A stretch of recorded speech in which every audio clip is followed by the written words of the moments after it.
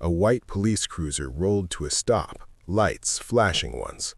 "Sir, don't move. Hands where I can see them." The words cut through an early evening hush on a small southern main street where a coffee shop was stacking chairs, a diner window glowed with pie and chrome, and the air felt warm enough to stick to skin. Marcus Reed, a black man in his early 50s with silver at his temples, paused mid-step with a takeaway cup in one hand and his phone in the other. He didn't argue. He didn't flinch. He'd heard that tone before, the kind that arrives with a conclusion already made, and he knew the fastest way to survive it was to stay steady and let the moment show itself. Officer Lauren Hayes moved fast from the driver's seat, posture tight, chin raised, the kind of focus that looked like certainty. "You match a description," she said, loud enough for the couple waiting on to go at the diner to hear. Marcus kept his voice even, polite, without being small. "Okay, ma'am. What's going on?" He'd stepped out for a quiet coffee after a long day and was headed home, nothing more, and his only goal now was to keep this from becoming a scene. Hayes didn't answer his question. She repeated instructions like a script, eyes flicking over his blazer, his watch, his shoes, as if she could read intent in fabric. A teenager by the cafe window angled a phone without being obvious. The barista hovered near the tip jar, uneasy, watching Marcus's hands more than his face. Marcus held his cup steady and kept his movements slow, palms open, giving her no excuse to turn him into a story. Hayes stepped closer than necessary, her tone sharpening as Marcus stayed calm, as if composure itself offended her. "Don't make this hard," she warned, even though he hadn't made anything hard at all. And the street's quiet attention pressed in like humidity. She reaches for her radio and says, "Dispatch, I need backup." The street suddenly feels smaller. Phones started coming out before anyone said a word. Public silence can be louder than shouting. The call for backup cracked something open on the sidewalk. Nothing visible, just a shift in the way strangers suddenly acted like witnesses.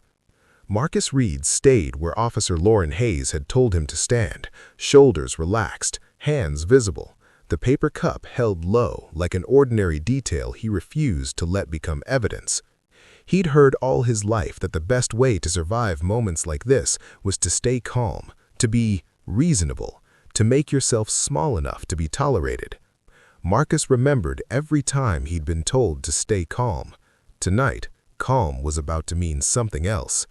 He wasn't performing innocence. He was controlling the pace, letting her words and posture speak louder than his. The street grew busier as the evening deepened. A food truck rolled in and hissed to a stop near the curb, sending out a wave of grilled onions and sweet smoke.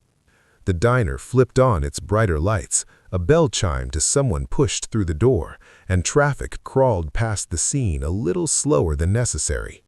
Hayes kept talking, voice clipped and public, repeating description like it explained everything. Marcus asked once, quietly, what the description was. She ignored the question and asked for his name in a tone that felt like an accusation. He gave it calmly, then waited. He didn't argue. He didn't reach for anything without warning. He didn't try to win. His goal was to make it safely to the end of the moment with his dignity intact. A woman in the diner apron stepped out with a bag of takeout and stopped short. She glanced at Marcus's hands, then at Hayes' stance, and her face tightened. "He's not doing anything," she murmured to the man beside her, not quite brave enough to say it loud, but not willing to pretend she didn't see. A guy leaning against the cafe window whispered, "Why is she talking to him like that?" Someone else shifted, uncomfortable, as if realizing the scene was being recorded in more ways than one. Hayes heard the murmurs and straightened like she needed the street to remember who was in charge. She snapped at Marcus again, sharper now, and when he answered with the same steady respect, she flared anyway. "Don't get smart with me," she barked, even though he hadn't been smart, just calm. Then the atmosphere changed again, the way it does when a new presence arrives without noise. A black SUV eased in behind the cruiser and parked like it belonged there. No sirens, no lights, just presence. The idling engine settled into a low, steady hum that made heads turn without anyone meaning to. Marcus didn't move, but his eyes flicked once, acknowledging it the way a man acknowledges weather. Hayes kept her focus forward, still talking, still trying to hold the scene in her hands, not yet realizing something had entered the frame that didn't answer to her tone. Officer Hayes didn't notice the SUV at first. Marcus did. The sound of the engine settling behind the cruiser landed in his awareness like a familiar signal, not urgent, not dramatic, just present. He didn't turn his head or change his posture. He kept his eyes forward, his hands where they were, as if nothing had shifted at all.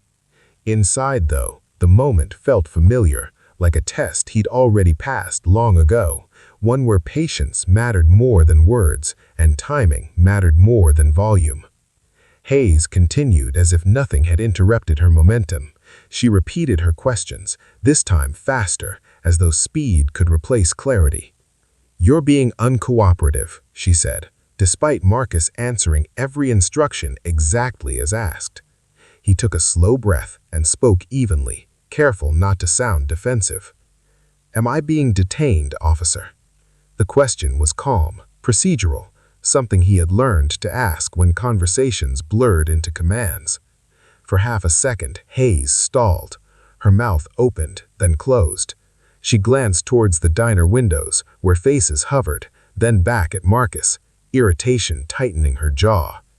"Just stand where you are," she snapped, buying herself time with authority instead of an answer. The streetlights flicked fully on, washing the sidewalk in a pale amber glow. Evening had cooled enough that a breeze moved napkins across the pavement near the food truck. The bystanders had gone quiet now, not whispering anymore, watching instead. The SUV's engine cut off, the hum vanished, replaced by a silence that felt deliberate. A door opened softly, the sound clear in the pause between passing cars. Marcus felt the attention tilt, like a compass needle turning without anyone touching it. Hayes sensed it then. She glanced over her shoulder, annoyance flashing across her face at the interruption. "This is police business," she said, sharply, projecting the words backward as much as forward, trying to reassert the boundaries she felt slipping. Footsteps approached at an unhurried pace, not rushed, not hesitant, just certain. Marcus stayed still, his expression unchanged, but his focus sharpened. Whoever had stepped out of that SUV wasn't here to escalate, they were here to observe. The man came into view at the edge of the cruiser's lights, mid-50s, well-dressed, movements economical, eyes taking in the scene without comment. He didn't look at Marcus first, he looked at the officer, at her stance, at the distance she'd chosen, at the way the crowd had gathered without realizing it.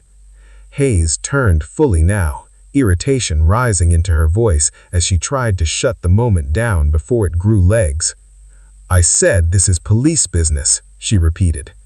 The man met his gaze and answered calmly, "Yes, that's why I'm here." The man from the SUV didn't raise his voice. He didn't have to. He stopped a respectful distance from the cruiser, hands relaxed at his sides, eyes moving with practiced calm across the scene as if he were reading a report written in posture and tone. Marcus stayed exactly where he was, just as he had from the start. This moment had always been about patience. The street felt quieter now, the dinner rush thinning to a few idling cars at the light, street lamps buzzing softly as moths traced small circles in their glow. Officer Hayes squared herself, irritation tightening her shoulders. "Sir, step back," she said, trying to reclaim the cadence she'd been using all evening. The man didn't argue. He didn't crowd her space. He simply asked, "Officer, what's the reason for the stop?" The question was plain, almost gentle, and it landed heavier than a command. Hayes answered with the same word she'd leaned on before, description. But when he asked which one, her reply thinned out, vague and defensive. The bystanders sensed it too. Phones dipped slightly, then lifted again, as if everyone realized they were watching a hinge moment. Marcus kept his gaze level, neither challenging nor avoiding. The man introduced himself as Daniel Brooks and showed a badge without fanfare, angling it just enough to be seen and then lowering it again. He didn't explain what the badge meant. He didn't need to.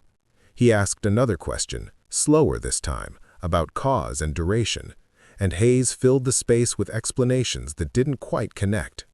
Each sentence sounded like it had been practiced for situations that ended quickly. This one wasn't ending quickly. A light breeze pushed the smell of onions across the sidewalk. Somewhere inside the diner, a fork clinked against a plate. Brooks listened, nodding once, then glanced at Marcus's hands, still open, still steady. He looked back to Hayes and said, "Officer, I need you to step back for a moment." The request was calm, unmistakably professional, and it rearranged the air around them. Hayes hesitated, just a beat too long. The crowd noticed. She swallowed, took a step back, and folded her hands at her belt like a compromise she hadn't meant to make.